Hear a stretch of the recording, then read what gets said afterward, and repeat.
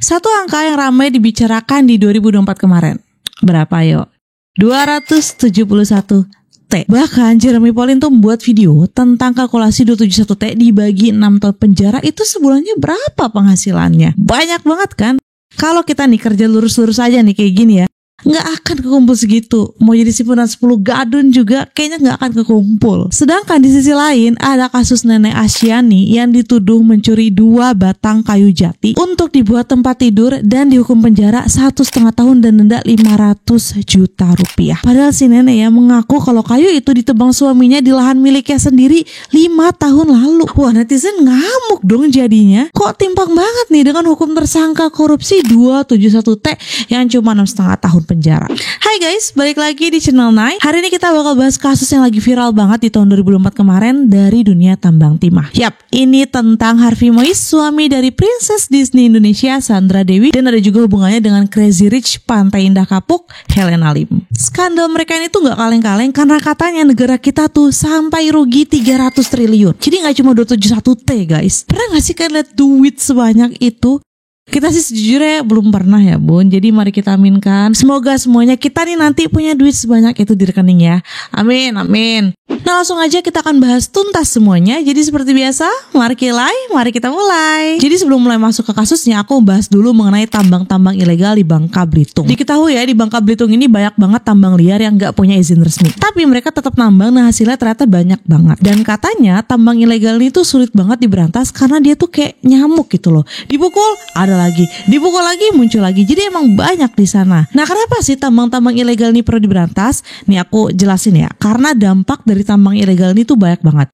Pertama, negara kita tuh kan kehilangan banyak uang karena tambang-tambang ini nggak bayar pajak, royalti atau izin apapun.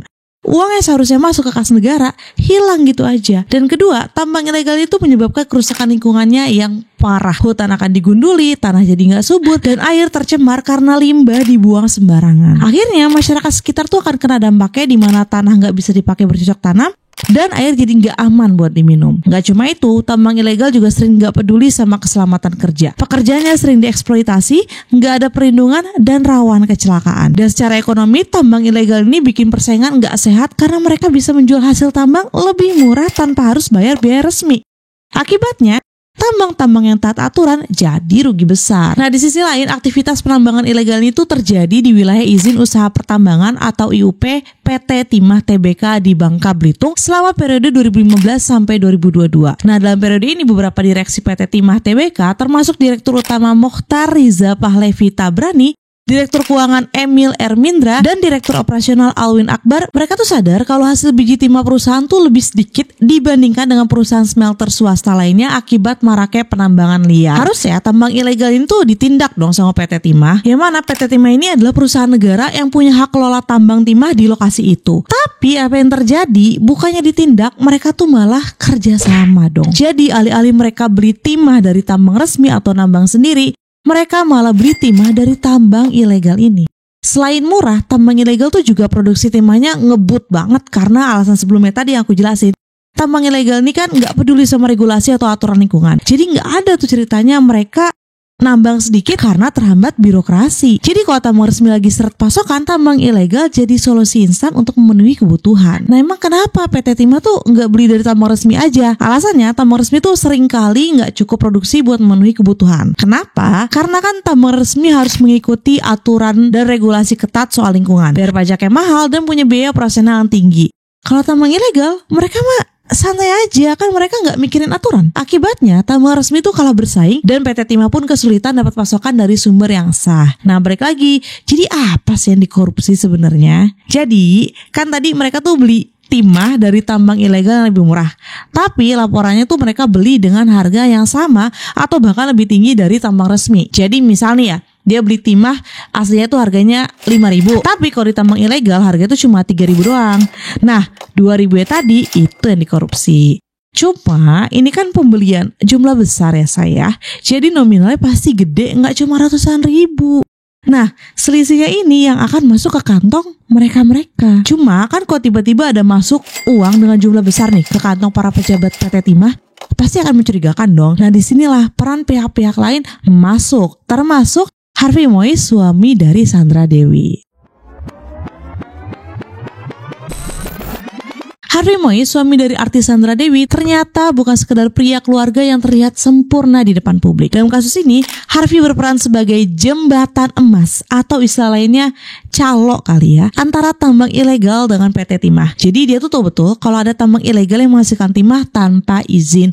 Tapi bukannya melapor atau menghentikannya, dia justru memastikan hasil tambang liar itu tetap bisa dijual ke PT Timah. Dan ini bukan sekedar pembelian biasa ya. Harvey bekerja sama dengan pejabat PT Timah untuk membeli timah ilegal ini dengan harga tinggi, seolah-olah barangnya berasal dari sumber yang resmi. Nggak sampai di situ aja, Harvey juga jadi manajer keuangan gelap, di mana uang hasil transaksi ini dialirkan ke perusahaan yang terkait dengannya seperti PT Refine Bangkatin atau RBT. Nah, PT RBT ini adalah perusahaan swasta yang bergerak di bidang pertambangan dan industri timah terpadu. Didirikan pada tahun 2007 dan berlokasi di Sungai Liat, Pulau Bangka. Perusahaan ini didirikan untuk memenuhi permintaan ekspor timah olahan berkualitas tinggi. Nah, produk RBT sendiri telah mencapai pasar utama di seluruh dunia, termasuk Amerika Serikat, Belanda, Jerman, Spanyol, Cina, Korea, Taiwan, Hong Kong, dan Pakistan.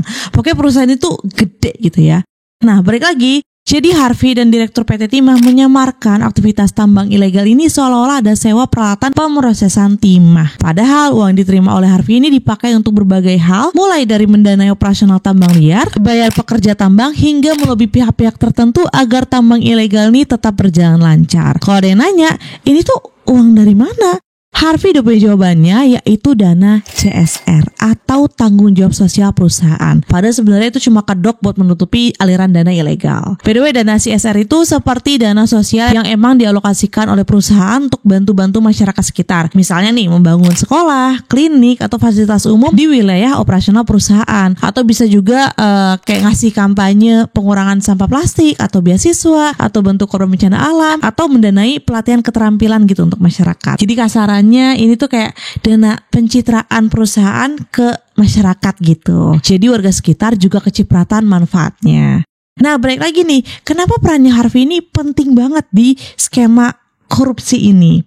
Nah, jadi Harvey itu penghubung utama yang bikin seluruh skema korupsi itu bisa berjalan. Tanpa dia, mungkin tambang ilegal ini akan kesulitan menjual hasil tambangnya ke PT Timah. Selain itu, Harvey juga diduga menikmati keuntungan besar dari skema ini, baik secara langsung maupun gak langsung. Dan menurut hasil investigasi Kejaksaan Agung, dana korupsi yang digelapkan Harvey Moise mencapai angka yang Masya Allah ya say, yaitu 420 miliar. Oke, selain Harvey Moise, peran Helena Lim juga ikut terseret dalam kasus ini.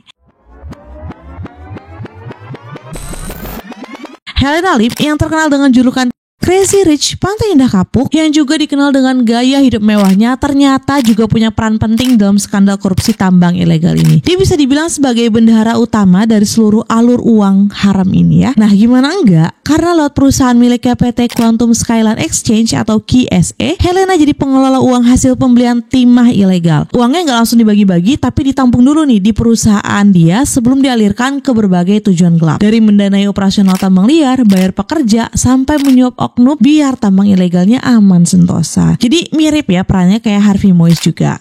Nah, PT Quantum Skyline Exchange atau QSE sendiri adalah perusahaan penukaran valuta asing atau money changer yang dimiliki oleh Helena Lim. Aliran dana ilegal yang masuk ke perusahaan ini disamarkan lagi-lagi sebagai kontribusi Corporate Social Responsibility atau CSR atau sumbangan sosial. Selain itu, Helena juga jadi jembatan penting antara Harvey Moise, pihak tambang ilegal, dan perusahaan smelter lainnya. Intinya dia memastikan aliran uang dan operasional tambang ilegal berjalan mulus tanpa banyak yang curiga. Bisa dibilang Helena ini adalah otak finansial yang bikin seluruh skema korupsi ini bertahan lama, dan dia yang berperan penting membuat semua transaksi terlihat ilegal. Nilai uang yang masuk ke perusahaan Helena ini nggak kecil loh, yaitu 30 juta US dollar atau setara 420 miliar. Tapi biar kelihatan rapi, uang itu dicatat sebagai penukaran valuta asing di PT QSE. Nah, dari transaksi tadi diketahui Helena dapat keuntungan 900 juta rupiah yang dia dapat dari transaksi penukaran valuta asing di PT QSE selama periode 2018 sampai 2023. Dan diketahui uang yang ditransfer ke Harvey dari PT QSE ini dilakukan bertahap dalam beberapa kali transfer. Nah, lucunya ini penting gak penting nih sebenarnya. Helena ini tercatat sebagai pemilik PT QSE,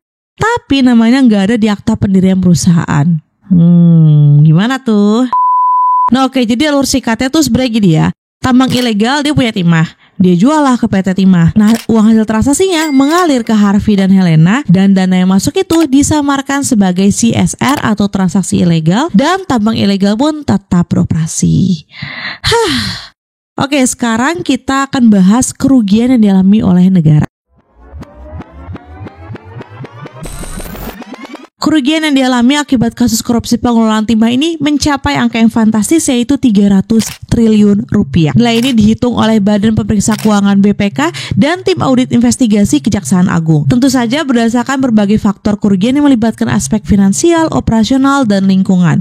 Berikut aku akan jelasin singkat ya. Pertama, kerugian dari penyewaan alat tambang yang abal-abal. Kerugiannya mencapai 2,28 triliun rupiah. Ini kerugian karena adanya kerjasama penyewaan alat untuk mengolah timah yang tidak sesuai aturan. Jadi misalnya gini nih, pemerintah tuh nyewa alat dengan harga yang sangat mahal nih dibandingkan dengan harga pasar. Padahal sebenarnya alat yang dipakai itu biasa aja atau bahkan tidak digunakan dengan optimal. Jadi uang negara tuh terbuang percuma. Nah, lalu berikutnya ada kerugian dari pembelian timah ilegal senilai 26,64 triliun. Nah, ini karena tadi kan PT Timah tuh beli tambangnya dari tambang ilegal nih. Sehingga negara kita tuh kehilangan pendapatan pajak, royalti, dan pendapatan sah lainnya dari tambang resmi. Dan yang terakhir ada juga kerugian dari kerusakan lingkungan akibat tambang liar. Itu senilai 271 triliun.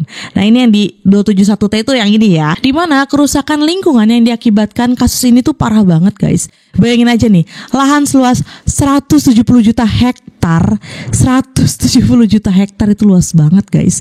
Di Bangka Belitung itu termasuk kawasan hutan dan non-hutan digali habis-habisan sama tambang ilegal.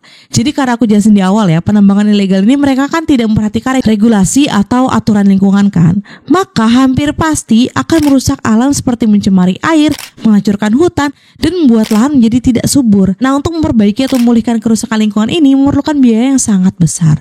Nah, jadi kalau ketiga tadi di total, ketemulah angka kerugian di 300 triliun. Inilah yang ramai diperbincangkan sama netizen. Dan by the way, 300T ini tuh setara dengan APBN Indonesia untuk membangun infrastruktur beberapa tahun ke depan, guys. Tapi sekali lagi perlu digarisbawahi, yang masuk ke kantong tersangka itu bukan 300T ya, karena masih banyak netizen yang salah paham soal ini. Tapi sama aja ya, korupsi tetaplah korupsi guys. Nah, sekarang aku akan bahas pengadilan untuk para pelaku utama dalam kasus yang panjang yang merugikan negara hingga 300 triliun tadi. Yang pertama, tersangka Harvey Mois.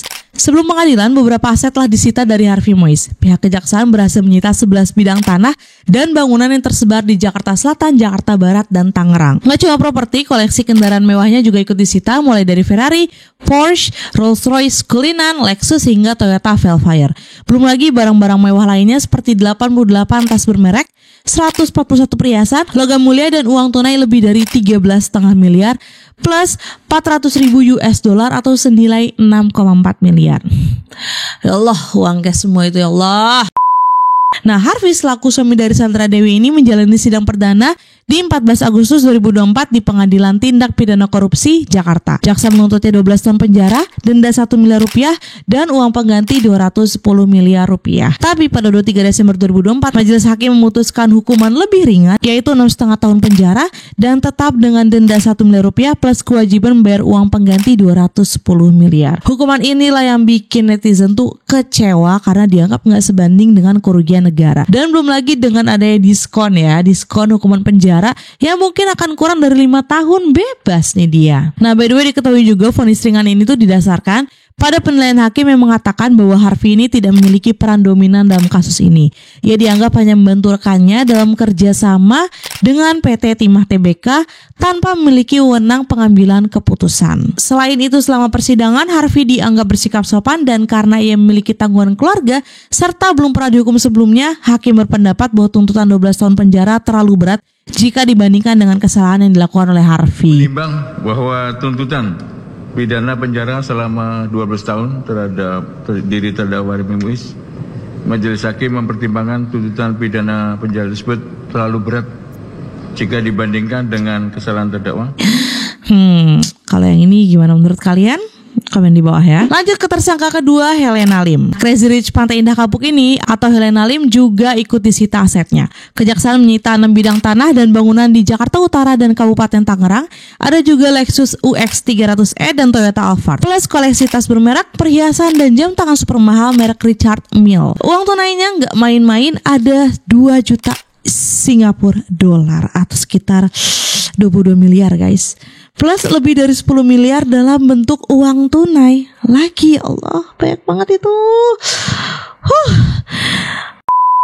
Nah, lanjut ke proses persidangannya, Helena Lim mulai disidang bersama dengan Harvey pada 14 Agustus 2024 dan jaksa menuntut Helena dengan 8 tahun penjara, denda 1 miliar rupiah dan uang pengganti 210 miliar. Namun pada 30 Desember 2024, vonis hakim jauh lebih ringan, di mana Helena divonis 5 tahun penjara, denda 1 miliar dan uang pengganti cuma 900 juta rupiah aja. Nah, vonis lebih ringan ini didasarkan pada pertimbangan bahwa Helena menunjukkan sikap kooperatif selama persidangan dan juga diketahui hanya memperoleh keuntungan relatif kecil sebesar 900 juta rupiah dari penukaran valuta asing melalui perusahaannya PT KSE, dan alasan terakhir Helena dianggap hanya sebagai fasilitator dalam menukarkan dana, bukan sebagai aktor utama yang mengatur skema korupsi tersebut. Lagi-lagi aku no comment. Komen di bawah.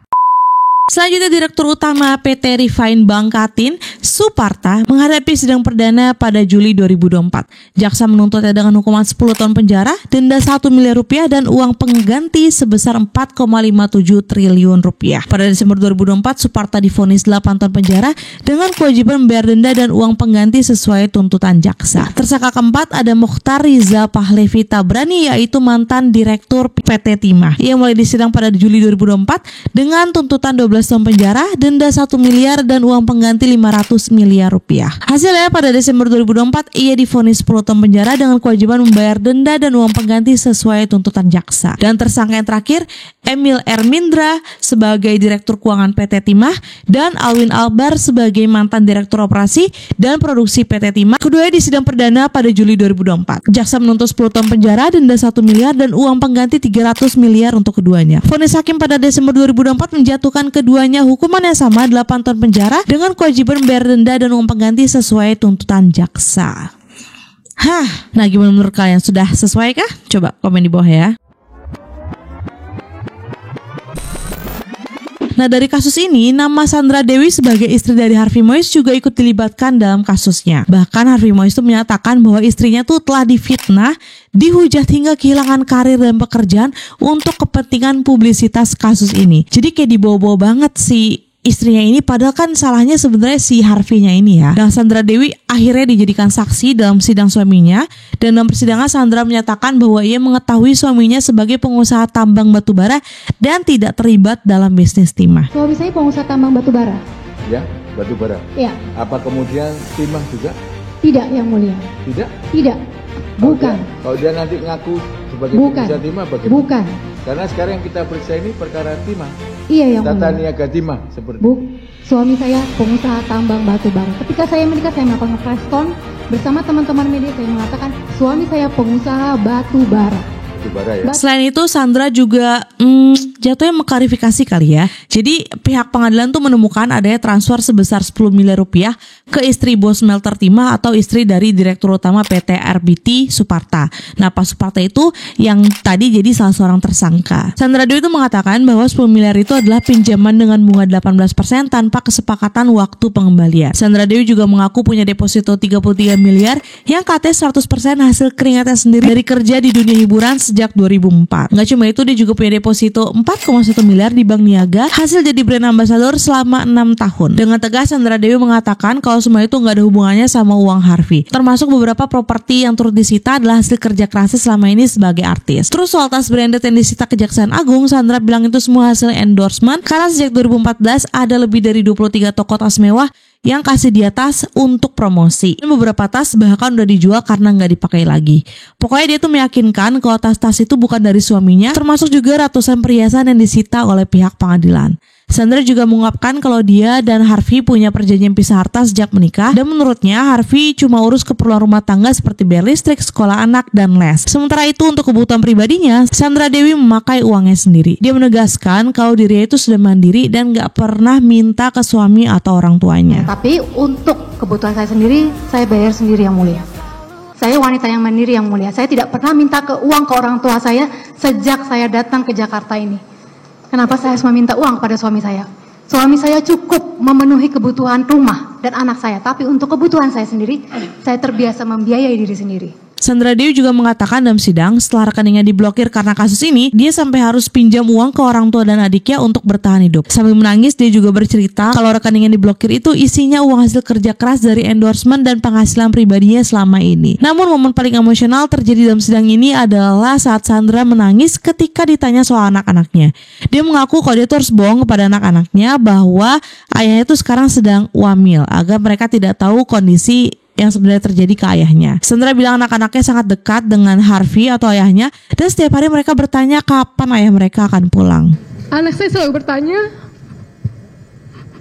Papa di mana? Kenapa nggak anterin sekolah lagi? Kenapa tidak mengajak mereka untuk bermain bersama lagi? Karena suami saya juga yang menyuapi anak-anak saya, menemani anak-anak saya tidur. Saya bilang ke anak-anak saya, Papa wamil. Karena anak saya taunya BTS yang mulia. Dan ada fakta lain yang sebenarnya baru-baru terungkap sekarang-sekarang ini dan bikin rame banget, di mana Sandra Dewi dan suaminya Harvey Moise terdaftar sebagai peserta penerima bantuan iuran atau PBI BPJS Kesehatan sejak 1 Maret 2018. Nah, by the way, status PBI ini biasanya diperuntukkan bagi masyarakat kurang mampu di mana iurannya ditanggung oleh pemerintah atau gratis, guys. Nah, menanggapi hal ini, Pemprov DKI berencana menghapus kepesertaan mereka melalui revisi peraturan gubernur agar lebih tepat sasaran. Nah, kabar ini tentu saja mengundang kericuhan dari netizen. Apalagi dengan ada penjelasan Sandra Dewi ya tentang hartanya dalam persidangan tadi. Tapi sampai saat ini status Sandra Dewi hanya saksi dan dianggap tidak terlibat dalam kasus suaminya. Itu dia kisah hari ini.